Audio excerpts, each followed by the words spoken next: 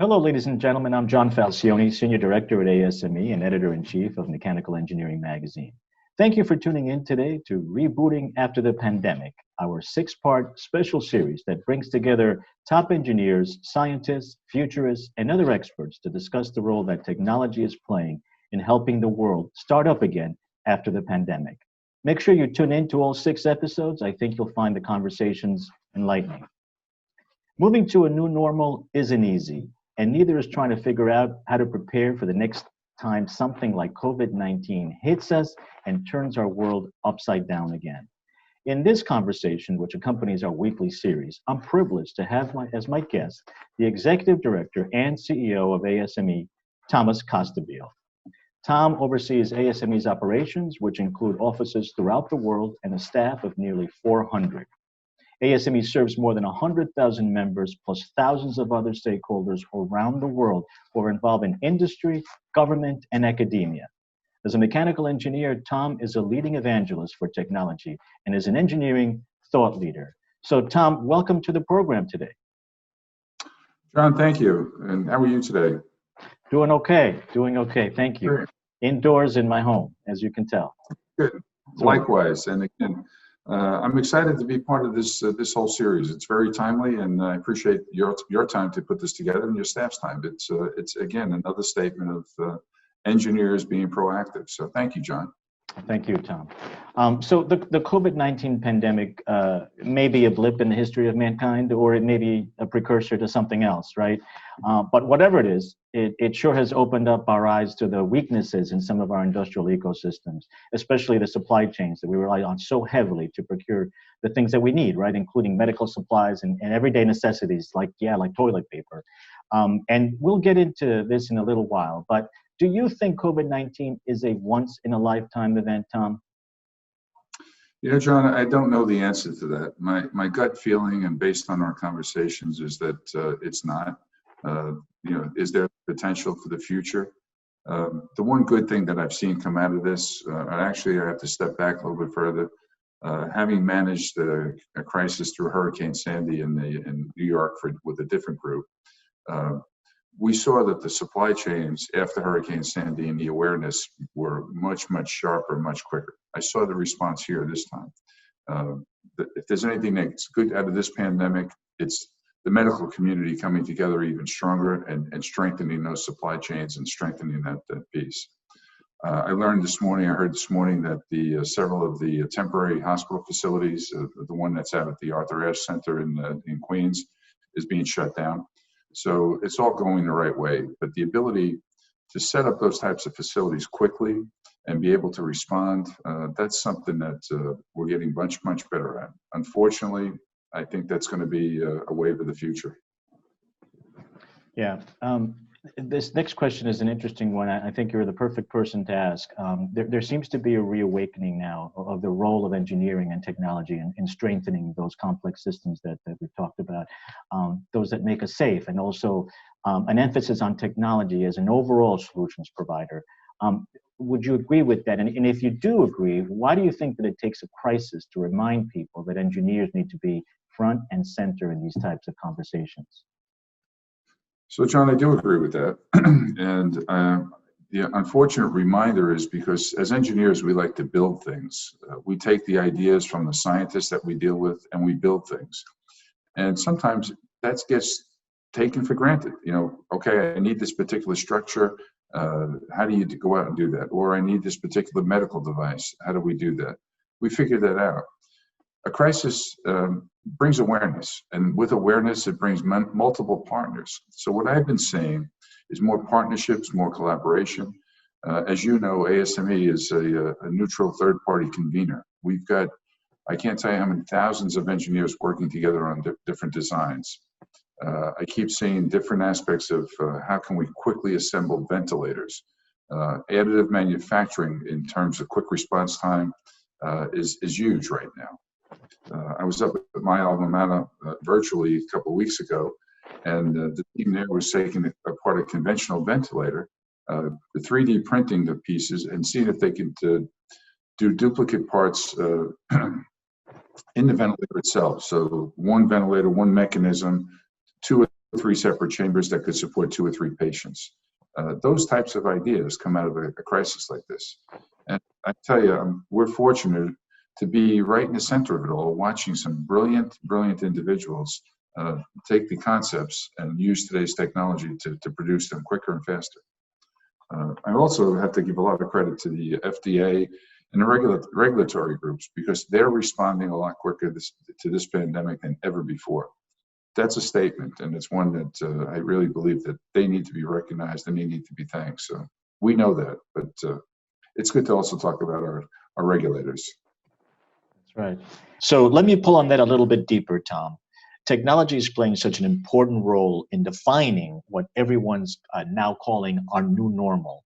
Like we were saying, we're going to be rethinking supply chains, especially for medical supplies, as mentioned earlier, and creating flexible manufacturing networks. And also, looks like we'll be relying more heavily on service robots and smart manufacturing and digital twins and 3D printing, all the things that ASME has been talking about for a couple of years, and among other technologies, of course. So I'm curious, what do you think will be the key to creating a more resilient supply chain, especially for medical supplies? Well, the key to that is communication, and as you know, in a supply chain arrangement, it's having goods and services positioned so that you can quickly respond to them in different parts of the world. I remember back in Hurricane Sandy, one of the key things was finding out who had the components that you needed in different parts. Different this time because everybody's affected. Last time it was just one region, and that was the part that we got pretty good at. Here, I keep hearing nothing but positive stories about sharing and awareness. One of my favorites is in the manufacturing facility. So manufacturing facility typically has 2 or 3 weeks worth of supplies to support their teams. Now that they're shut down, how can I reoffer them out and push them out to other areas that needed that stuff? So it's that bit of data collection. We call it big data. If you look at how, as engineers, we love to collect data, and now we're using it. So how do we put that in play? I see that making our supply chains a lot stronger and a lot quicker to respond. It also ties into a lot of the manufacturing technology improvements. I don't want to start talking about additive manufacturing because this will go on for several hours instead of the hour that we've allocated. But that also has made a big difference in our supply chains. Let me switch topics for a moment, Tom. I know that you and CEOs all over the world are thinking very thoughtfully of how and when to begin phasing employees back to the workplace. The webinar we're having on June 2nd focuses on cleaner and safer workplaces after the pandemic. What are the considerations you've taken as the need to return to the office grows? John, that's a good question, and again, very timely. Thanks for asking that. We've been working since March 12th. As you know, we took a leadership position, and thankfully we were able to transition all 400 plus staff in 6 different locations into a work from home environment within a 5-day period. We had the technology in place that if we had a bit of good luck, we just installed a whole new IT platform at the end of the year last year, and we're using it now. We've developed a 4-phase plan strictly based on local criteria at each location. One solution does not fit all. I'm very pleased that the entire staff and our volunteers are all comfortably working from home. And quite frankly, I don't see the need to rush back to the office. I don't see the need to have people come into face-to-face meetings.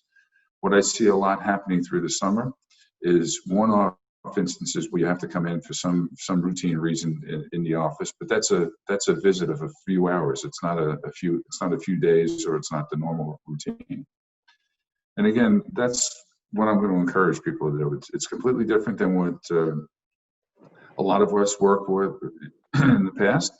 But I look at myself, as much as I've traveled in the past, as long as I had an internet connection and my laptop, my cell phone with me, my office was where I was. You were the same way. How many different countries have you and I been together doing different events, and we're still fully connected? So, great question. We have a lot of details that are coming out. This week in particular, we'll hear more from the key states of New York and New Jersey, where we have most of our employees. We know that China will continue to shut down. We were one of the first groups to shut our offices there and have everybody working from home. And quite frankly, the group is working very well.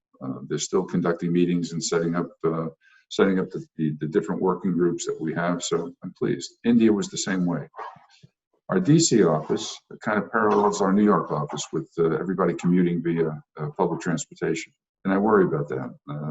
I understand that the DC Metro is not going to come back to full service for at least a year now. And they've got some pretty strict criteria about only 20 people per car when the car typically holds 100. So it's going to be interesting. Another great question. Thank you for asking. And I have a final question for you, Tom.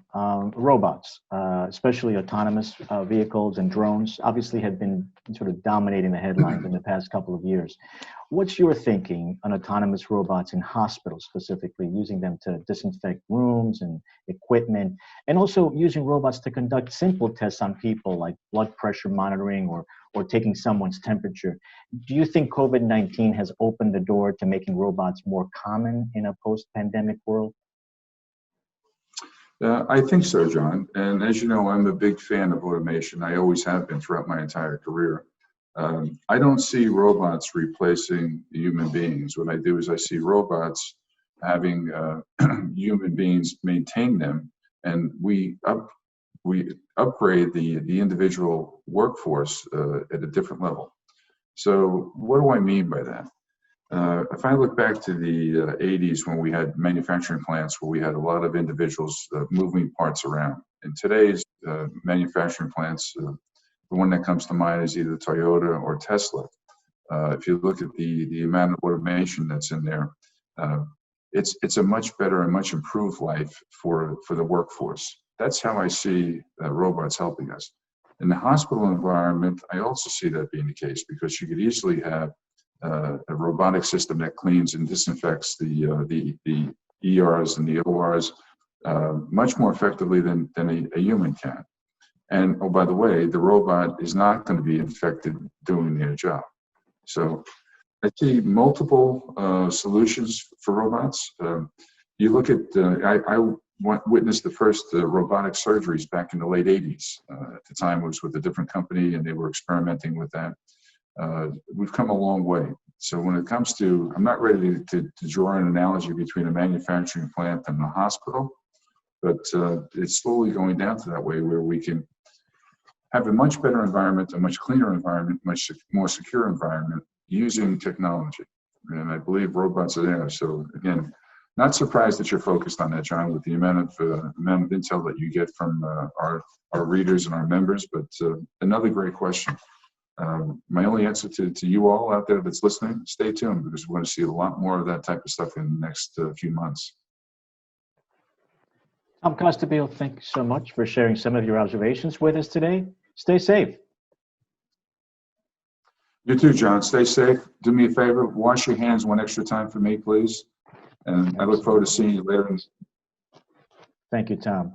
If you haven't tuned into our special 6-part program yet, visit go.asme.org/post-COVID-19.